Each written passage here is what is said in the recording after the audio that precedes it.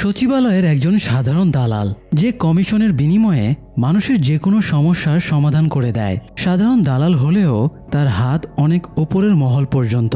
সেই সোর্স কাজে লাগিয়ে সে কামিয়ে নেয় কয়েক হাজার কোটি টাকা। কিন্তু সাধারণ দালালের পক্ষে কি এই হাজার হাজার কোটি টাকা হজম করা সম্ভব হবে, নাকি সে এবার নিজেই সমস্যার গ্যারাকলে ফেসে যাবে? জানতে হলে আসুন শুনে আসি রিসেন্টলি রিলিজ পাওয়া তামিল সিনেমা শক্তি থিরুমাগানের এক্সপ্লেনেশন। 1989 সাল তামিলনাড়ুর একটা শহরে নির্মম ঘটনা ঘটে যায়। কয়েকজন বদমাশ একটা আদিবাসী মহিলাকে ধর্ষণ করে। মহিলাটা বিধবা, সে একটা আশ্রমে কাজ করত এবং সেখানেই থাকত। ভোরে পুলিশ খবর পেয়ে আশ্রমে গিয়ে দেখে মহিলাটির লাশ ঝুলছে। ধর্ষকেরা তাকে ধর্ষণের পরে গলায় ফাঁস দিয়ে ঝুলিয়ে দিয়েছে। মহিলার হাতে ধস্তাধস্তির আলামত ছিল। এছাড়া মহিলার প্রাইভেট পার্ট থেকে রক্ত বেরিয়ে পা দিয়ে চুইয়ে পড়ছিল। ইনভেস্টিগেশন অফিসার জানতে পারে ঘণ্টাখানেক ধরে মহিলাটি ঝুলে আছে। তবে সবচেয়ে বেদনাদায়ক ব্যাপার হলো মহিলাটির একটা নবজাতক বাচ্চা আছে। অফিসার পাশের রুমে উকি মেরে দেখে বাচ্চাটা খিদেতে মায়ের দুধের জন্য কাঁদছে। কনস্টেবল অফিসারকে বলে বড় স্যার তাকে ফোন দিতে বলেছে। তো অফিসার বাইরে একটা এটিএম বুথে এসে আভিয়াঙ্কার নামের একজনকে ফোন দেয়। আভিয়াঙ্কার এবি গ্রুপ ইন্ডাস্ট্রির মালিক। সে দেশের সবচেয়ে পাওয়ারফুল এবং ধনী লোকদের মধ্যে একজন। এমপি মিনিস্টার থেকে শুরু করে অনেক উপরমহল পর্যন্ত আভিয়াঙ্কারের হাত আছে। অফিসার তাকে জানায় বদমাশগুলো মহিলাকে রেপ করে ফাঁসিতে ঝুলিয়ে দিয়েছে, তাই এই মুহূর্তে পোস্টমর্টেম করা ছাড়া আর কোনো উপায় নেই। মহিলাকে যারা রেপ করেছিল তারা সবাই আভিয়াঙ্কারের লোক। তাই আভিয়াঙ্কার অফিসারকে প্রমোশনের লোভ দেখিয়ে কেসটাকে সুইসাইড প্রমাণ করে ধামাচাপা দিতে বলে। আভিয়াঙ্কের কথা শুনলে সে প্রমোশন পাবে, আর কথা না শুনলে ভবিষ্যৎ অন্ধকার হয়ে যাবে। তাই প্রমোশনের লোভে অফিসার কেসটাকে সুইসাইড হিসেবে প্রমাণ করে দেয়। নিচু জাতির নির্বাক দর্শক শুধু চেয়ে চেয়ে দেখে, তাদের প্রতিবাদ করার মতো সাহস হয় না। তো তারা শুধু এই কেসটাকেই ধামাচাপা দেয় না, বরং আরও একটা নিকৃষ্ট কাজ করে। অফিসার আভিয়াঙ্কারের নির্দেশ মতো মাসুম বাচ্চাটাকে একটা ময়লার ভাগাড়ে ফেলে আসে।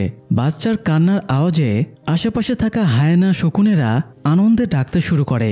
এদিকে মানুষরূপী হায়েনা এবং শকুনেরাও মহা আনন্দে এই নিকৃষ্টতা উপভোগ করতে থাকে। যাই হোক, এরপরে প্রায় 36 বছর কেটে যায়। এখন 2025 সাল। দেশ এখন কর্পোরেট কেন্দ্রিক হয়ে গেছে। সবাই ছুটছে টাকার পেছনে। সব দিক থেকে দেশের আমূল পরিবর্তন হলেও শুধু একটা জিনিসে চেঞ্জ আসেনি, আর সেটা হলো গরিব নিচু জাতির ওপরে জুলুম করা। যেমন একটু আগেই একজন লোক দুজন বৃদ্ধকে ঘাট ধরে সচিবালয় থেকে বের করে দিল। দুজনে তার ওপরে চিল্লিয়ে পালিয়ে পাশের একটা চায়ের দোকানে চা খেতে বসে।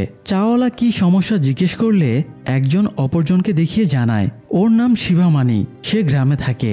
শিবামানির বৌমাকে রেভিনিউ ডিপার্টমেন্টে ট্রান্সফার করানোর জন্য তারা সচিবালয়ে অনেক তদবির করেছে। তাদের যা যা করণীয় সব করেছে, কিন্তু কাজ হয়নি।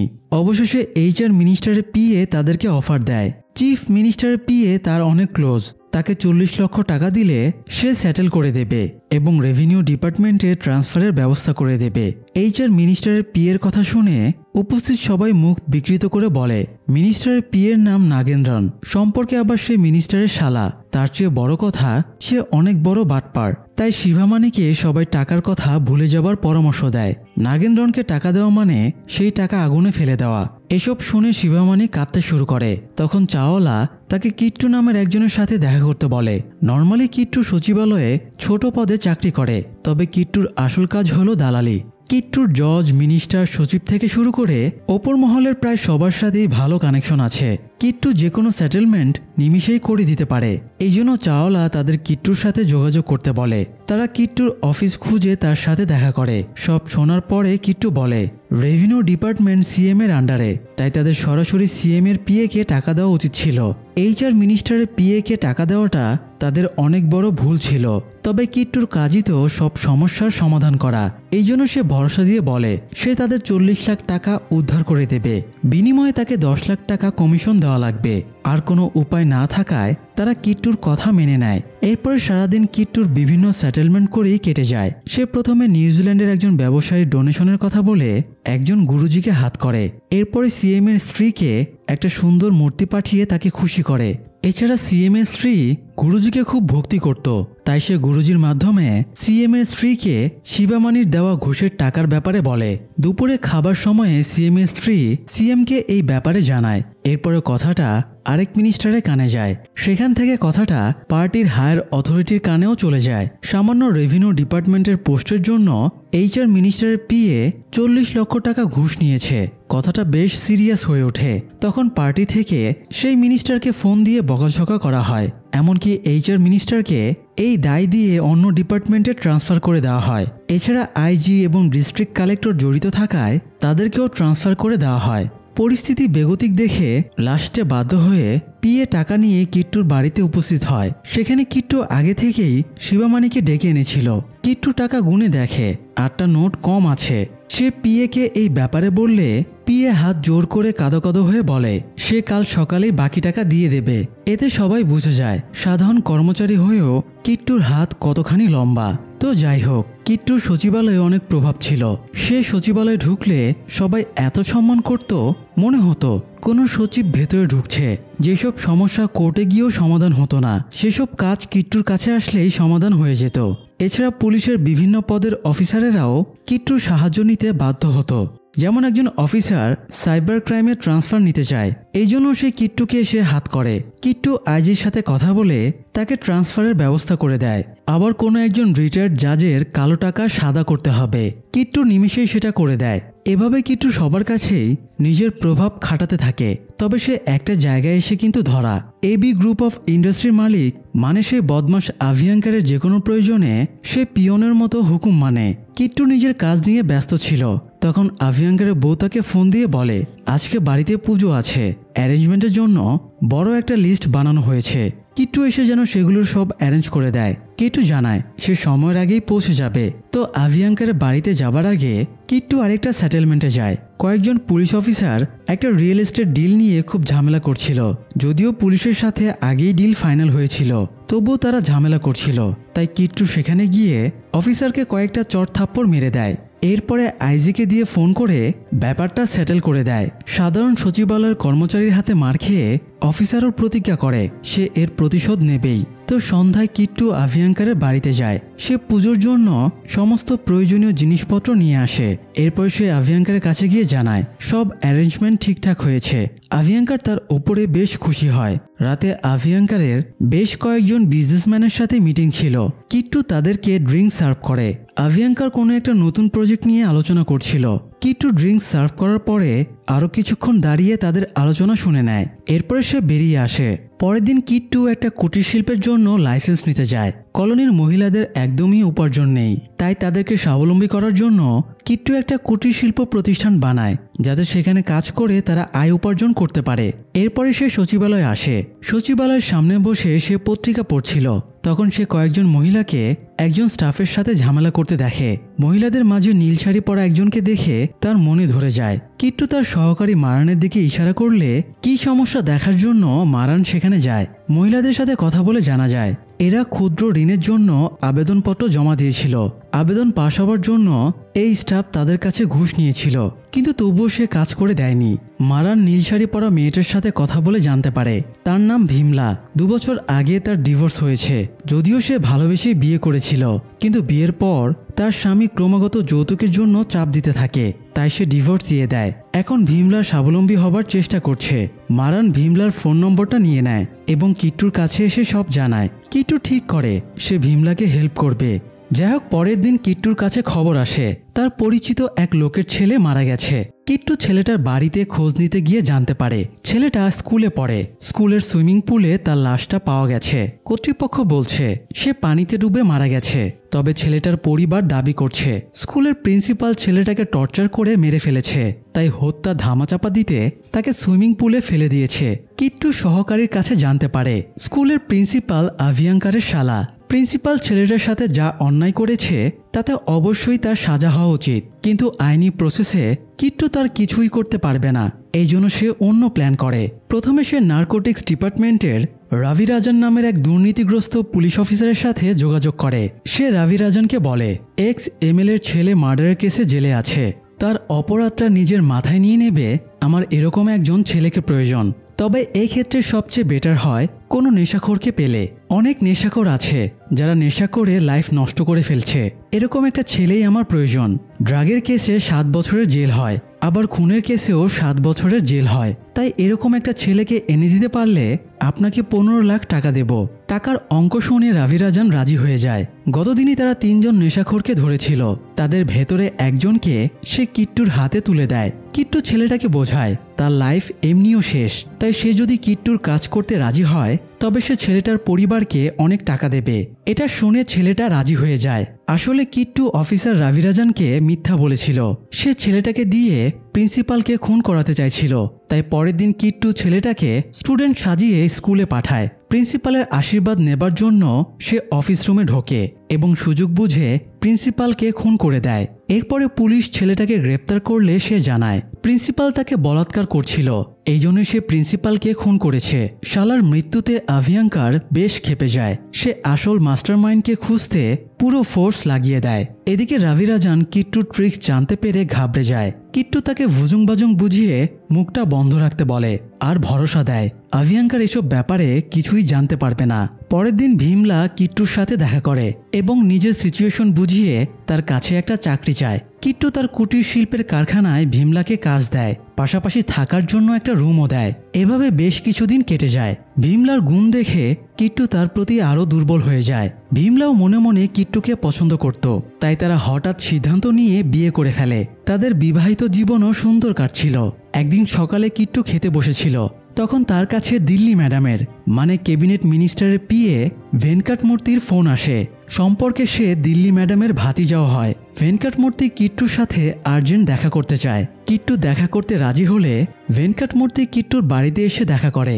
ভেঙ্কটমূর্তি জানায় দিল্লি ম্যাডাম তার আন্টি হয়, কিন্তু তার সাথে আজ পর্যন্ত সে একদিনও ভালো ব্যবহার করেনি। তার আন্টি দুনিয়ার সবার সাথে ভালো ব্যবহার করে, শুধু তাকেই তাচ্ছিল্য করে। এই বয়সেও তাকে দিয়ে বাড়ির সব কাজ করায়, এমনকি তাকে দিয়ে বাড়ির টয়লেট পর্যন্ত পরিষ্কার করায়। ভেঙ্কটমূর্তি নিজেও বৃদ্ধ হয়ে গেছে, তাই এই বয়সে এসেও এত অপমান অসম্মান সে সহ্য করতে পারছিল না। ভেঙ্কটমূর্তি কিট্টুকে বলে তার আন্টির নামে 300 একরের একটা জমি আছে, এটা সে জাপানিজ কোম্পানির কাছে বিক্রির প্ল্যান করছে। জাপানি কোম্পানি তাকে জমিটার জন্য 800 কোটি টাকা দিতে রাজি আছে। ভেঙ্কটমূর্তির ইচ্ছে ওই জমিটা যদি আন্টি কোনোভাবে তার নামে ট্রান্সফার করে দেয় বা তার কাছে বিক্রি করে, তাহলে সে বাকিটা জীবন সম্মানের সাথে কাটাতে পারবে। আর কাজটা করে দিলে সে কিট্টুকে 200 কোটি টাকা দেবে। কিট্টু বলে এটা সম্ভব না। জাপানিজ কোম্পানি যদি 800 কোটি টাকা দাম বলে থাকে, তাহলে দিল্লির ম্যাডাম তাদের কেন নিষেধ করবে? আর যদি সে জাপানিজ কোম্পানির কাছে বিক্রি না করে, তাহলে ওই জমি কেনার জন্য আভিয়াঙ্কার আছে। তাহলে ভেঙ্কটমূর্তির কাছে সে জমি কেনই বা বিক্রি করবে? ভেঙ্কটমূর্তি বলে আমি শুনেছি তুমি এক চুটকিতে আইজিকে পর্যন্ত ট্রান্সফার করে দিয়েছ, তাই তোমার কাছে এই কাজটা কোনো ব্যাপারই না। এটা শুধু টাকা বা সম্পত্তির ব্যাপার না, বরং আমার মান সম্মানের ব্যাপার। ভেঙ্কটমূর্তির কথায় কিট্টু একটু কনফিউশনে পড়ে যায়। কিট্টুকে তার সহকারী ডেকে বলে ভাই, এটা 200 কোটির ব্যাপার, আমরা যেভাবেই হোক কাজটা করে ফেলবো, আপনি রাজি হয়ে যান। সহকারীর কথায় কিট্টু কাজটা করতে রাজি হয়ে যায়। যে এলাকায় জমিটা আছে, কিট্টুর সহকারী সেই এলাকার সমস্ত ডিটেলস বের করে দেয়। ওই এলাকায় একজন এক্স এমএলএ আছে, তার নাম সুদর্শন।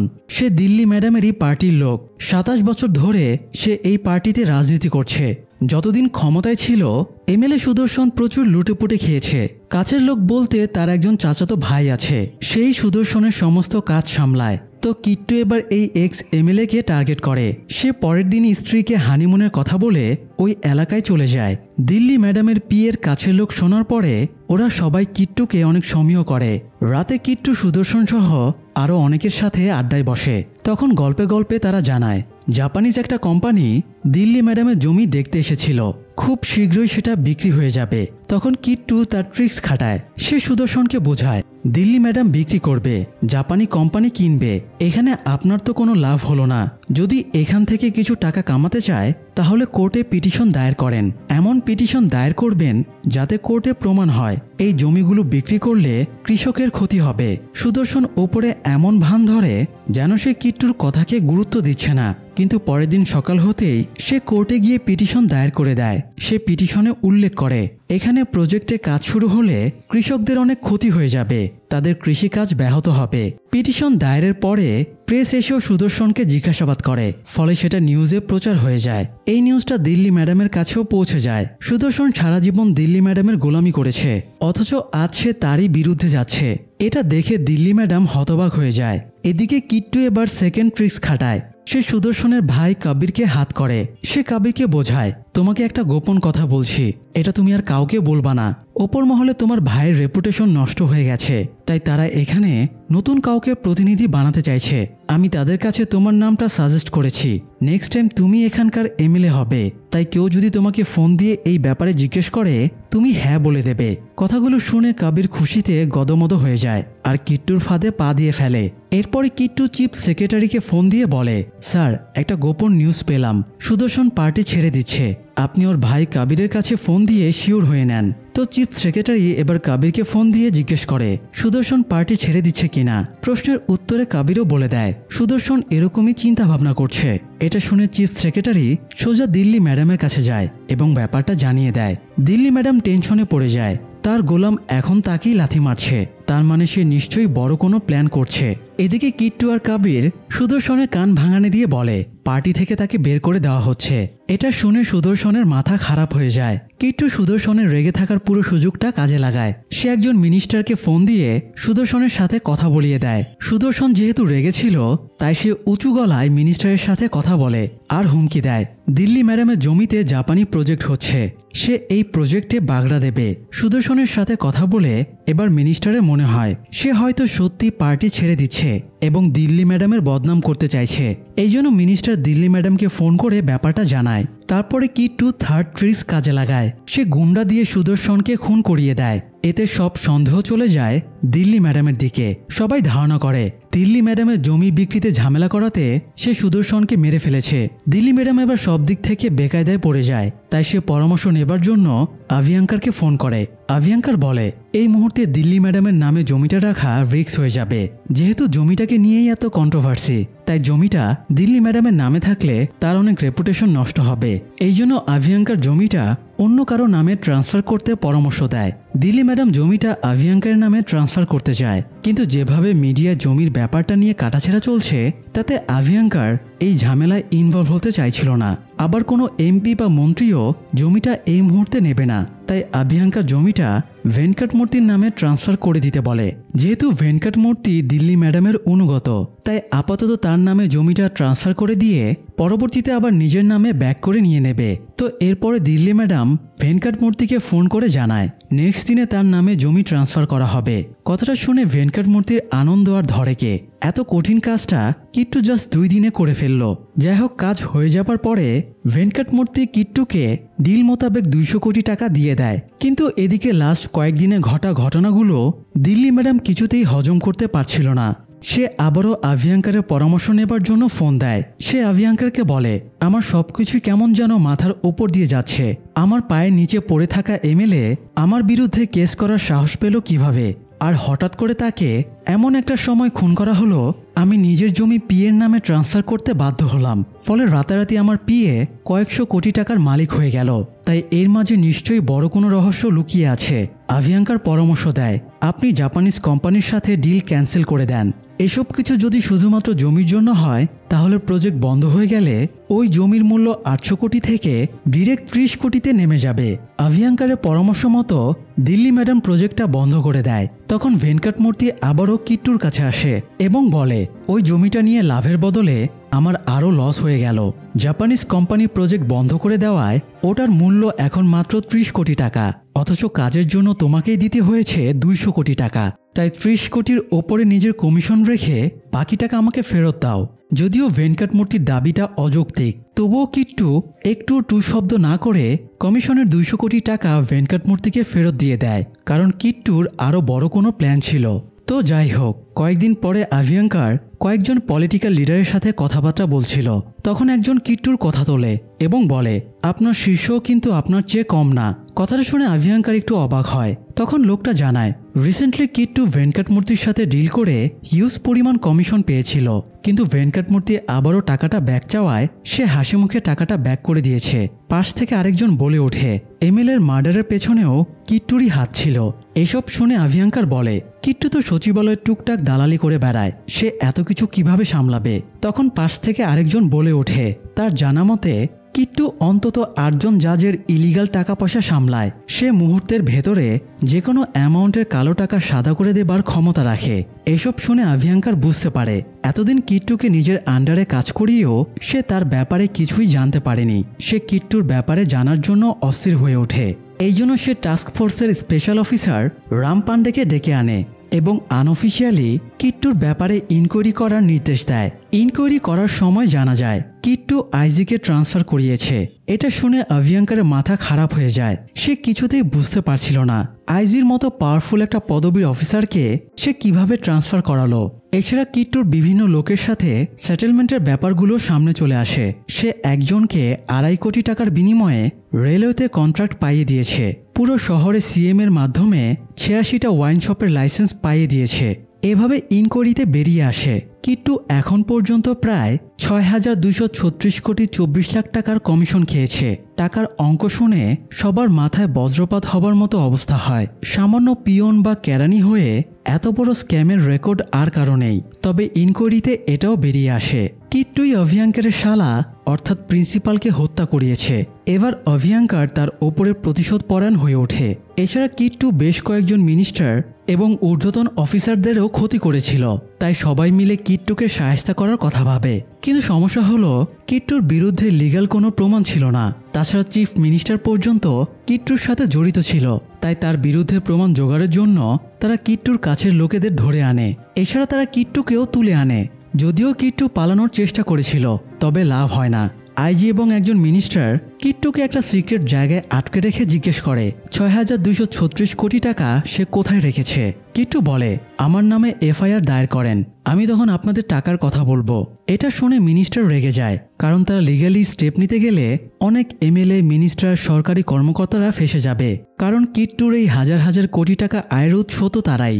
একটু পরে সেখানে অভিয়াঙ্কার আসে। সে একটা লাঠি দিয়ে কিট্টুকে কিছুক্ষণ মারে, তারপর বলে কিট্টুকে বাঁচিয়ে রাখার রিস্ক, তাই তাকে মেরে ফেলা উচিত। মেরে ফেলার কথা শুনেও কিট্টু একটুও ভয় পায় না, উল্টো সে হাসতে থাকে। তখন মিনিস্টার রাগ করে তাকে লাথি দিয়ে চেয়ার থেকে ফেলে দেয়। পরবর্তীতে টাস্ক ফোর্সের স্পেশাল অফিসার রাম তাকে মারতে বারণ করে, কারণ এতগুলো টাকা সে কোথায় লুকিয়ে রেখেছে সেটা জানা জরুরি। তারা জিজ্ঞাসাবাদের জন্য কিট্টুর অ্যাসিস্ট্যান্ট মারানকে, কিট্টুর স্ত্রী ভীমলাকে এবং কিট্টুর ক্লোজ একজন চাওয়ালাকে তুলে আনে। পুলিশ তাদের টর্চার করেও কোনো কথা বের করতে পারে না। ভীমলা এ সময় প্রেগনেন্ট ছিল, তাই রাম তাকে ছেড়ে দিতে বলে। তবে তাদের লোক সবসময় ভীমলার ওপরে নজর রাখত। এদিকে কিট্টুর বাড়িঘর সবকিছু সার্চ করে তারা একটা চিপ পায়। সেটা থেকে তারা অনেকগুলো ব্যাংক অ্যাকাউন্টের ডিটেলস পায়। অ্যাকাউন্টসের ট্রানজ্যাকশন চেক করে তারা জানতে পারে এই অ্যাকাউন্টসগুলো থেকে 610 কোটি টাকার ট্রানজ্যাকশন হয়েছে। এর ভেতরে 210 কোটি টাকা গেছে এনজিও 540 জন সদস্যের কাছে। আর এই টাকাগুলো তাদেরই দেওয়া হয়েছে যারা লোন পরিশোধ করতে পারছে না বা যাদের লোন নেওয়ার ক্ষমতা নেই। এছাড়া কিট্টুর অ্যাকাউন্টস থেকে কয়েকটা শ্মশানেও টাকা যায়। যেসব দরিদ্র মানুষদের লাশ সৎকারে টাকা নেই, কিট্টুর টাকায় তাদের লাশের সৎকার করা হয়। এছাড়া কিট্টুর একটা ইন্স্যুরেন্স কোম্পানিও আছে, যার মাধ্যমে সে গরিব জেলেদের নৌকা, জাল ইত্যাদি কেনার টাকা দিয়ে হেল্প করে। তাছাড়া কিট্টুর অ্যাকাউন্ট থেকে 183 কোটি টাকা অসংখ্য মেধাবী স্টুডেন্টদের পড়াশোনা করানোর পেছনে খরচ হয়েছে। তার টাকায় অন্তত 271 জন ছেলেমেয়ের লেখাপড়া চলছে। পুলিশ সেই সব লোকদের ডেকে এনে জিজ্ঞাসাবাদ করে যারা কিট্টুর কাছ থেকে সাহায্য সহযোগিতা পেয়েছে। সবার ভাষ্য অনুযায়ী কিট্টুর কাছে সাহায্য চেয়ে কেউ কখনো খালি হাতে ফেরত যায়নি। রাম বুঝতে পারছিল না কিট্টু এসব মানুষদের কেন হেল্প করছে। সে কোনো পলিটিক্যাল পার্টির সাথে যুক্ত থাকলেও না হয় বোঝা যেত সে রাজনৈতিক ফায়দা নিতে এসব করছে। তো একটু পরে রামের হাতে একটা শহরের ঠিকানা আসে। এটা চাওয়ালার দোকানে পাওয়া গেছে। রাম এবার কিট্টুর মুখোমুখি হয়ে সেই জায়গার ব্যাপারে জিজ্ঞেস করে, কিট্টু জানায় ওখানেই তার জন্ম। কিট্টুই হলো সেই বিধবা মায়ের সন্তান 1989 সালে, যাকে আভিয়াঙ্কারের লোকেরা রেপ করে হত্যা করেছিল। এরপরে কিট্টুকে পুলিশ ময়লার ভাগাড়ে ফেলে আসে। সৌভাগ্যবশত একজন বৃদ্ধ পাগলা কিসিমের লোক কিট্টুর কান্নার আওয়াজ শুনে তাকে হেল্প করার জন্য এগিয়ে আসে। সে কিট্টুকে কোলে তুলে নিজের বাড়িতে নিয়ে গিয়েছিল। কিট্টু এরপর থেকে এই বৃদ্ধের কাছেই বড় হতে থাকে। বৃদ্ধ বামপন্থী সমর্থক ছিল। সে সবসময় কিট্টুকে জীবন দর্শনের শিক্ষা দিত। লাইফের প্রতিটা পদে পদে সে কিট্টুকে কিছু না কিছু শেখাতো। ফলে অল্প বয়সেই কিট্টু বেশ জ্ঞানী হয়ে ওঠে। এদিকে গত 8 বছর ধরে কিট্টুর মায়ের খুনের কেস কোর্টে চলছিল। অবশেষে একদিন রায়ের সময় চলে আসে। আভিয়াঙ্কার জাজকেও কিনে নিয়েছিল, তাই জাজ কিট্টুর মাকে প্রস্টিটিউট আখ্যা দিয়ে কেসটা ডিসমিস করে দেয়। কেস জিতে আভিয়াঙ্কার যখন কোর্ট চত্বর থেকে বের হচ্ছিল, তখন বৃদ্ধ কিট্টুকে বলে, এই লোকটাকে ভালো করে চিনে রাখ, ওর চেহারাটা কখনো ভুলবি না। বাড়ি ফিরে বৃদ্ধ কিট্টুকে জিজ্ঞেস করে তার মায়ের খুনিদের ব্যাপারে সে জানে কিনা। কিট্টু বেশ ইন্টেলিজেন্ট ছিল, তাই সে খুনিদের নাম বলে দেয়। বৃদ্ধ তখন বলে, এই খুনিরা তো সরাসরি অপরাধের সাথে যুক্ত, কিন্তু তাদেরকে সাহায্য করা জাজও কিন্তু এদের মতোই অপরাধী। আর সবচেয়ে বড় অপরাধী হলো আভিয়াঙ্কার। সেই সবকিছুর মাস্টার মাইন্ড। নির্বাচনে যেই জিতুক না কেন, সে সবাইকেই কন্ট্রোল করে। সবার ওপরে বসে সে সিস্টেমকে নিজের হাতের মুঠোয় কবজা করে রেখেছে। যুগের পর যুগ ধরে আভিয়াঙ্কার মানুষের রক্ত চুষে সম্পদের পাহাড় গড়ছে। তাকে প্রতিহত করতে হলে তার মতোই মাস্টারমাইন্ড নেতা হয়ে উঠতে হবে। তার মতোই পুরো সিস্টেমের উপরে নিজের নিয়ন্ত্রণ প্রতিষ্ঠা করতে হবে। তবেই আভিয়াঙ্কারের সাথে লড়াই করা যাবে। বৃদ্ধের কথাগুলো কিট্টু ভালোভাবে নিজের মস্তিষ্কে ঢুকিয়ে নেয়। এরপরে আরও কয়েক বছর কেটে যায়। বৃদ্ধের প্রতিবাদী ভাষা ছিল দেয়ালে গ্রাফিতি আঁকা। সে বিভিন্ন দেয়ালে গ্রাফিতি এঁকে অন্যায়ের প্রতিবাদ করত। একদিন মন্দিরের দেয়ালে আঁকা একটা গ্রাফিতি থানার বড়বাবুর অপছন্দ হয়, তাই পুলিশ তাকে থানায় নিয়ে গিয়ে টর্চার করে মেরে ফেলে। বৃদ্ধের মৃত্যুর পরে কিট্টু শহরে চলে আসে। এরপরে বৃদ্ধের বলা ছোটবেলার পরামর্শই মূলত কিট্টু বড় হয়ে এক্সিকিউট করছিল। তো যাই হোক, কিট্টুর স্বীকারোক্তি নেবার পরে রাম কিট্টুর জন্মস্থান সহ আরও অনেক জায়গায় খোঁজাখুঁজি করে, কিন্তু টাকার কোনো ট্রেস পায় না। এভাবে 6 মাস কেটে যায়। তারা কিট্টুকে ছাড়েও না, আবার তার বিরুদ্ধে কোনো প্রমাণও পায় না। এদিকে ভিমলার গর্ভের সন্তানের ডেলিভারির সময় হয়ে আসছে, তাই একদিন কিট্টু তার লুকানো টাকার লোকেশন জানিয়ে দেয়। সে একটা ময়লার ভাগাড়ে ময়লার নিচে টাকাগুলো রেখেছিল। এরকম একটা জায়গায় হাজার হাজার কোটি টাকা থাকতে পারে, এটা যে কারো ধারণার বাইরে। তো পুলিশ রেড দিয়ে টাকাগুলো উদ্ধার করে। সেখান থেকে 5387 কোটি টাকা এবং অনেকগুলো সোনার বার উদ্ধার হয়। কথা ছিল টাকার লোকেশন জানিয়ে দিলে কিট্টুকে ছেড়ে দেওয়া হবে, কিন্তু আভিয়াঙ্কার তাকে ছাড়তে নিষেধ করে। কিট্টুকে ছাড়ার বদলে তারা ওকে প্রচুর মারধর করে। এরপরে ওর নামে 167টা কেস ফাইল করে দেয়। ফলে দিনের পর দিন সে কোর্টে চক্কর কাটতে থাকে। অনেক হেনস্থার পরে অবশেষে সে এবং তার অ্যাসিস্ট্যান্ট মারান জামিন পায়। কিন্তু জামিন পাবার পরেও প্রত্যেকটা দিন তাদের বিভিন্ন কোর্টে হাজিরা দিতে যাওয়া লাগতো। এভাবে চলতে চলতে মারান একদিন ফ্রাস্ট্রেটেড হয়ে যায়। সে আর এসব ধকল সামলাতে পারছিল না। সে কাঁদতে কাঁদতে কিট্টুকে বলে তারা ভুল করেছে, তবে কিট্টু কথাটা মানতে নারাজ। তার আইডিওলজি থেকে সে যা করেছে একদম ঠিক করেছে। কিট্টু বলে তারা যদি পড়াশোনা করে সরকারি বড় কর্মকর্তা হতো কিংবা জজ ব্যারিস্টার হতো, তাহলেও আভিয়াঙ্কারের পা চাটা লাগতো, না হলে তারা এই সমাজে টিকতে পারত না। আভিয়াঙ্কার এবং তার পোষা রাজনীতিবিদেরা দেশের এত টাকা আত্মসাৎ করেছে যে হতদরিদ্র মা সন্তানের দুধের টাকা জোগাড় করতে পারে না। হতদরিদ্র বাবা ছেলে মেয়েদের মুখে দুবেলা দুমুঠো খাবার তুলে দিতে পারে না। দুর্নীতির কারণে এদেশের পেট্রোলের দাম অন্য যে কোনো দেশের তুলনায় বেশি। গরিব রোগীদের সরকারি হাসপাতালে চিকিৎসা নেই, তাদেরকে জোরপূর্বক প্রাইভেট হাসপাতালে পাঠিয়ে দেওয়া হয়। অথচ যে মানুষগুলো ঠিকমতো খেতেই পায় না, তারা চিকিৎসা করাবে কি দিয়ে? 20 থেকে 22 বছর ধরে পড়াশোনা করে কোটি কোটি ছেলে মেয়ে বেকার ঘুরে বেড়াচ্ছে, কারণ ঘুষ ছাড়া এদেশে চাকরি হয় না। এছাড়া অন্যের সম্পদ লুট করা, কৃষকের জমি বেদখল করার মতো ঘটনা হরহামেশাই ঘটছে। এই দেশের সিস্টেমের প্রতিটা রন্ধে রন্ধে দুর্নীতি ঢুকে পড়েছে। তাই এই সিস্টেমকে চেঞ্জ করার জন্যই কিট্টু এসব কাজ করেছে। সে এসব দুর্নীতিবাজদের কাছ থেকে কমিশন নিয়ে সেই টাকা আবার গরিবদের হাতেই তুলে দিত। তাই তার নিজের কাজ নিয়ে একটুও অনুশোচনা নেই। যাই হোক, এদিকে টাস্ক ফোর্স কিট্টুর টাকা পয়সা নিয়ে ঘাটাঘাটি করে জানতে পারে তারা কিট্টুর কাছ থেকে সব টাকা পয়সা উদ্ধার করতে পারেনি, বরং কিট্টুর কাছে লুকানো আরও অনেক টাকা আছে। তারা বারবার ক্যালকুলেশন করেও কিট্টুর টাকার হিসাব মিলাতে পারছিল না। অন্যদিকে আভিয়াঙ্কার বড় ফিল্ডে খেলার জন্য প্রস্তুত হচ্ছিল। সে পার্টির সমস্ত মেম্বার এবং অন্তত ৩৬ জন জাজকে কিনে নেয়। এছাড়া ফরেন অ্যাফেয়ার্স, অ্যাটর্নি জেনারেল সবাইকে সে হাত করে নেয়, কারণ সে আগামী প্রেসিডেন্ট নির্বাচনে প্রতিদ্বন্দ্বিতা করবে। সে যেভাবে সবার ওপরে প্রভাব বিস্তার করেছে তাতে তার প্রেসিডেন্ট হওয়া অলমোস্ট নিশ্চিত। অবশ্য কিট্টু আভিয়াঙ্কার প্ল্যান জানত। সে টেনশন করছিল ক্ষমতার বাইরে থেকেও আভিয়াঙ্কার এত অপরাধ করছে, ক্ষমতায় গেলে তো সে দেশটাই বিক্রি করে দেবে। তার মতো শয়তান প্রেসিডেন্ট হলে এই দেশের অস্তিত্বই হারিয়ে যাবে। এই জন্য সে যে কোনো মূল্যে আভিয়াঙ্কারের প্রেসিডেন্ট হওয়া আটকানোর প্ল্যান করে। এদিকে আভিয়াঙ্কার ইন্ডিয়ার টপ ৪ নম্বর ধনী ব্যক্তি ফেরোজজির সাথেও কোলাবোরেশন করে। ফেরোজজি তার নির্বাচনে প্রচুর টাকা ইনভেস্ট করতে রাজি হয়। এতে আভিয়াঙ্কারের সাথে পাল্লা দেবার মতো আর কোনো প্রার্থী থাকে না। অন্যদিকে কিট্টু যেখানেই যাচ্ছিল আভিয়াঙ্কারের লোকেরা তাকে ফলো করছিল। ভিমলার ভয় ছিল কিট্টুর পরিচয় জানার পরেও ওরা তাকে ছেড়ে দিয়েছে, তার মানে ওদের নিশ্চয়ই অন্য কোনো প্ল্যান আছে। সবসময় ইনফরমারেরা কিট্টুকে ঘিরে থাকত, তবুও সে নিজের প্ল্যান জেনারেটের কাজে লেগে পড়ে। কিট্টু লাস্ট ১৫ বছরে নিজের এমন পজিশন তৈরি করেছে, দেশে বিদেশে কিট্টুর অসংখ্য লোকেরা ছড়িয়ে ছিটিয়েছিল। এদেরকে কিট্টু কাজে লাগাতে শুরু করে। ভিড়ের ভেতরে একটা বাচ্চা ছেলে কিট্টুকে একটা স্মার্ট ওয়াচ দিয়ে যায়। এটার মাধ্যমে সে সিক্রেটলি অন্যদের সাথে যোগাযোগ করতে পারবে। কিট্টু তার বাকি টাকা দিয়ে বিটকয়েন সহ আরও বেশ কিছু ক্রিপ্টো কয়েন কিনে রেখেছিল। বর্তমান রেট অনুযায়ী বিটকয়েন ভাঙালে অন্তত ১৯৭ কোটি টাকা হবে। সে নিজের সোর্সের মাধ্যমে সেই টাকা দেশে ফিরিয়ে নিয়ে আসে। এরপর সে বেশ কয়েকজন হ্যাকারকে হায়ার করে। কিট্টুর টাকাতে এরা পড়াশোনা করছিল, তাই ওরা কিট্টুকে যে কোনো মূল্যে হেল্প করতে চায়। কিট্টু ওদেরকে দিয়ে আভিয়াঙ্কারের বিভিন্ন ফ্যাক্টরিতে ম্যালওয়্যার ভাইরাস অ্যাটাক করে, ফলে ফ্যাক্টরিগুলো কয়েকদিনের জন্য বন্ধ হয়ে যায়। এতে আভিয়াঙ্কারের কয়েক হাজার কোটি টাকা লোকসান হয়ে যায়। রামের ধারণা ছিল এসব কিট্টু করছে, কিন্তু আভিয়াঙ্কারের যখন সর্বনাশ হচ্ছিল কিট্টু তখন আরামে বসে সদরঘাটের পান চিবোচ্ছিল, তাই আর তার ওপরে কেউই ডিরেক্ট সন্দেহ করতে পারছিল না। কিট্টু শুধু এখানেই থেমে থাকে না, সে আভিয়াঙ্কারের কর্মচারীদের টিফিন বক্সের মধ্যে করে আভিয়াঙ্কারের বিভিন্ন গোডাউনে বোম পাঠিয়ে দেয়, ফলে আভিয়াঙ্কারের বেশ কয়েকটা গোডাউন ধ্বংস হয়ে যায়। তারা এবারও কিট্টুর ওপরে সরাসরি সন্দেহ করতে পারে না, কারণ পুরো সময়টা কিট্টু বাড়ির বাইরে বের হয়নি। বোমা ব্লাস্টের সময়ে সে বাড়িতে বসে টিভিতে সিনেবাজের এক্সপ্লেনেশন ভিডিও দেখছিল। তো নেক্সট ডে কিট্টু আভিয়াঙ্কারের কোম্পানির একটা গাড়ির অ্যাক্সিডেন্ট করিয়ে দেয়। এই গাড়িতে করে গরু পাচার হচ্ছিল। ধর্মীয় দৃষ্টিকোণ থেকে ভারতীয় হিন্দুরা গরুকে দেবতা মানে, তাই গরু পাচারের ব্যাপারটা সামনে আসায় আভিয়াঙ্কারের রেপুটেশন নষ্ট হয়। মিডিয়াতেও ফলো করে নিউজটার প্রচার হতে থাকে।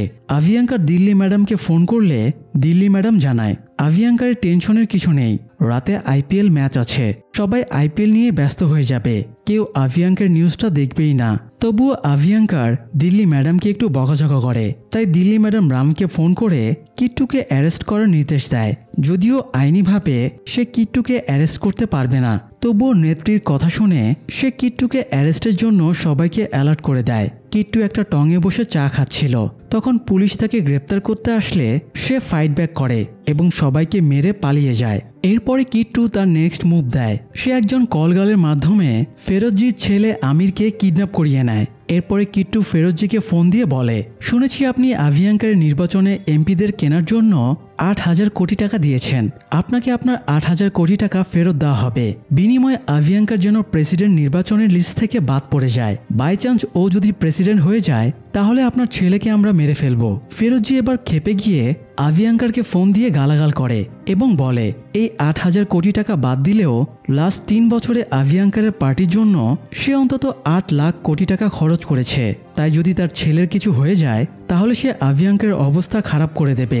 আভিয়াঙ্কারের সাথে কেউ কখনো এই ভাষায় কথা বলেনি, তাই সে এতটাই বিস্মিত হয়ে যায় যে কোনো কথাই বলতে পারে না। ফোন কাটতেই পুলিশের সার্ভারে কিট্টু ফোন করে।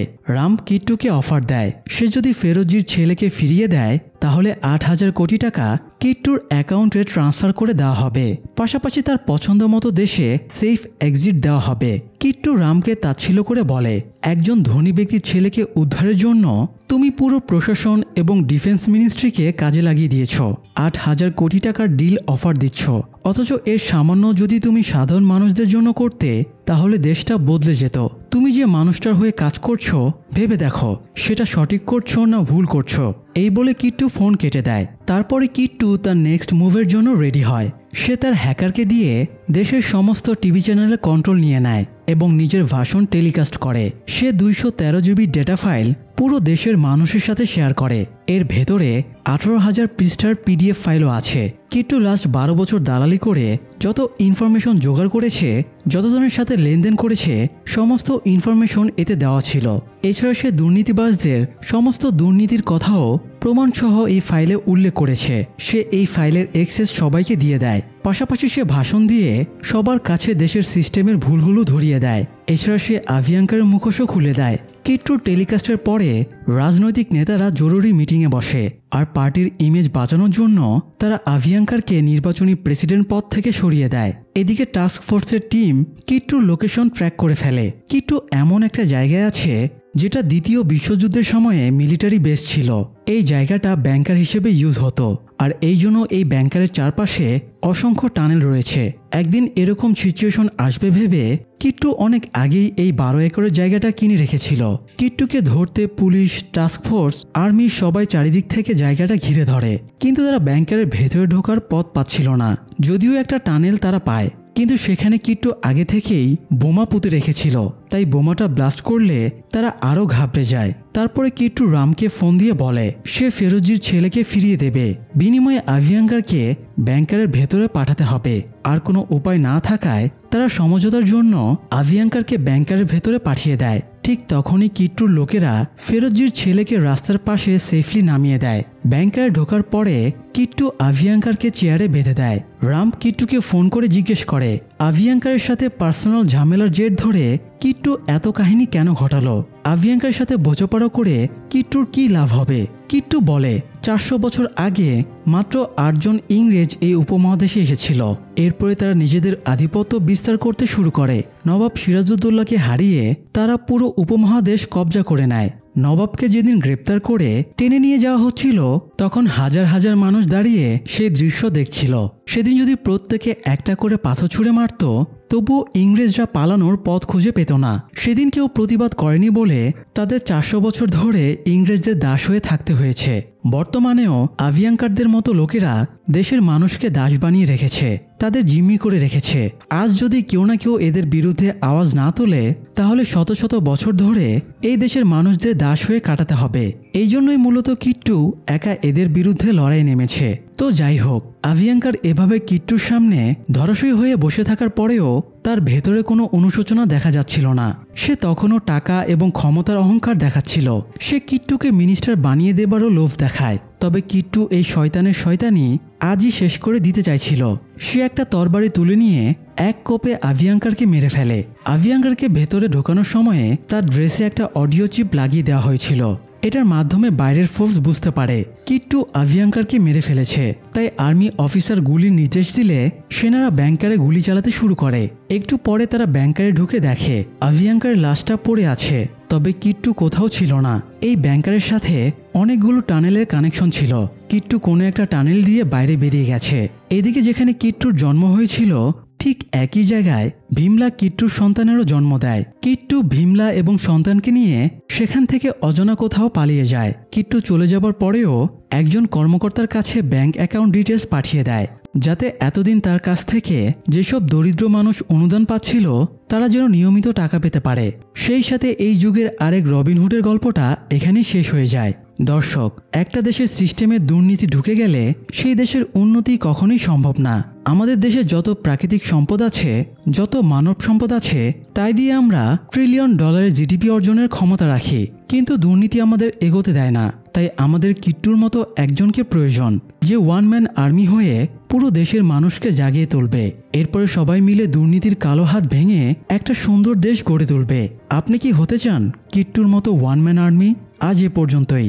দেখা হবে পরের আয়োজনে। সবাই ভালো থাকুন, সুস্থ থাকুন। ধন্যবাদ।